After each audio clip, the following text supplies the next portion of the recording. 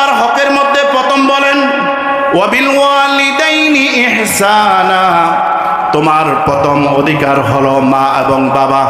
দুনিয়ার মধ্যে আল্লাহর পরে যার স্থান হলো, মখলুকের মধ্যে যার স্থান সেটা হলো মা আর বাবা।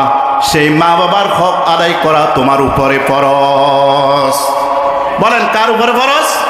আমি সংক্ষেপে বলবো, কথা বেশি বলার সময় নেই, আমার সময় আর আছে মাত্র 10 থেকে 12 মিনিট। এই জন্য কথাগুলো সংক্ষেপে বুঝে নিতে হবে।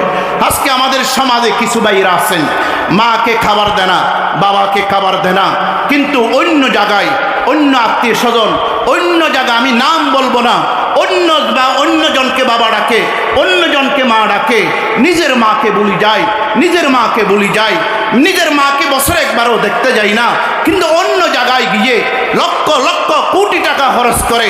খোদার কসম করি বলি, তুমি অন্য মানুষকে কোটি